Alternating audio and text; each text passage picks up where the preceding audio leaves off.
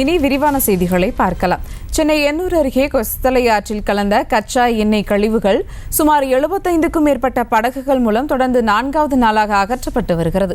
கூடுதல் விவரங்களை செய்தியாளர் பிரபு வழங்க கேட்கலாம். வணக்கம் பிரபு, விவரங்கள்.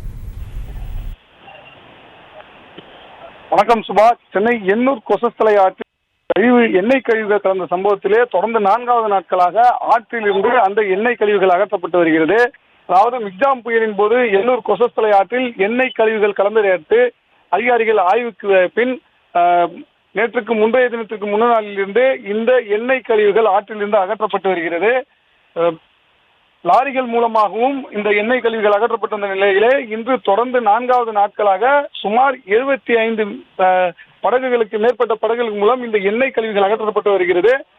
ஏற்கனவே சுற்று வட்டார பகுதியில் இருக்கக்கூடிய மீனவர்கள் பணிக்கு அமர்த்தப்பட்ட நிலையிலே தற்போது சிபிசிஎல் ஊழியர்களும் கூடுதலாகவும் அதே பகுதியை சேர்ந்த மீனவர்கள் கூடுதலாகவும் இன்னும் அளவுக்கு அதிகமான ஃபைபர் படகுகள் கொண்டும் இந்த எண்ணெய் கழிவுகள் மீனவர்களின் உதவியோடு அள்ளப்பட்டு வருகிறது. உஞ்சும் அட்டை மூலம் இந்த எண்ணெய் கழிவுகள் அகற்றப்பட்டு வரும் நிலையிலே இன்னும் ஓரிரு நாட்களில் அதிநவீன கப்பல் மூலம் இந்த எண்ணெய் கழிவுகள் ஆற்றிலிருந்து அகற்றப்படும் என்ற தகவல் வெளியாகி இருக்கிறது. சுபா, விவரங்களுக்கு நன்றி பிரபு. செய்திகளை உடனுக்குடனும் துல்லியமாகவும் தெரிந்து கொள்ள சப்ஸ்கிரைப் பண்ணுங்க.